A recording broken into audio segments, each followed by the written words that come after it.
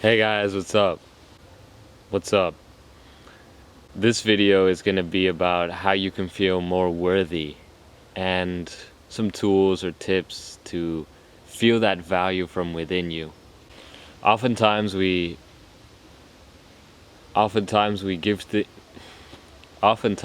give meanings to trivial things, like before recording.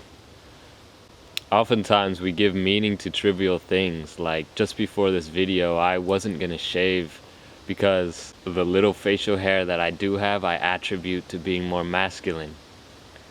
Trivial things like this may seem like a silly example, but things like that, I realized I began to identify with these self-concepts. Then, a few years ago, I realized my self-esteem became very conditional on certain things being in place. Certain things being in place allowing me to feel that worthiness. We all do this, projecting on certain things outside of ourselves when really that just comes from within, that feeling. Now, I wanted to talk about self-confidence and self-esteem. The two different... Okay, what I wanted to talk about was the difference between self-confidence and self-esteem. On the one hand, we have self-confidence, and this is normally attributed to the idea of doing. This is externalized. It's the certainty we get from doing a certain activity. We do something consistently, and then we feel confident doing it. Self-esteem, on the other hand, is attributed to just being. It's internalized.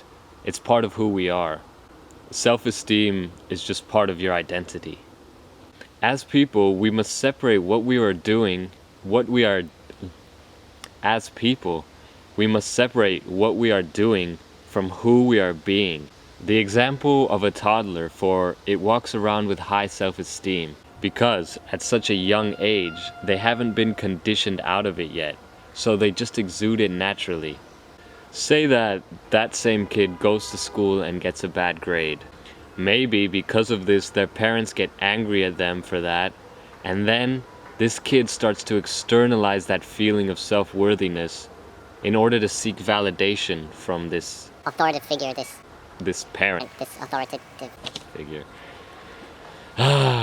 Authoritative figure. Yeah, and so they go from feeling that worthiness within to seeking that validation. It is key to bring awareness to how we think and relate.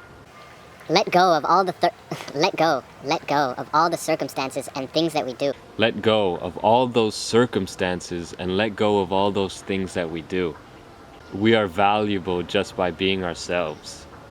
Now, where does awareness come in? Awareness comes in when we realize what we use to give ourselves permission. Bring awareness to the fact that you can give yourself permission now to feel validated. It's about understanding that you have value for being you. You have a certain level of personality, a certain energy to you that no one else has. It's the same way we look at a baby and we say, that baby has value, even though technically that baby's not doing anything. The same spark that's in that baby is in you. This goes into the subject of identity. This goes into the subject of self-identity. Self-esteem is just a part of who you are. This goes into the subject of identity. Self-esteem is just a natural part of who we are. Self-esteem is a part of who we naturally are. Having a high self-esteem is our natural state of being. There's always people out here, There's always people out here. As we go through life, we end up externalizing it by identifying with circumstances or actions. We have been identifying with what we do rather than who we are. Confidence is built from gaining certainty of doing something. When we attach these external doings onto who we are,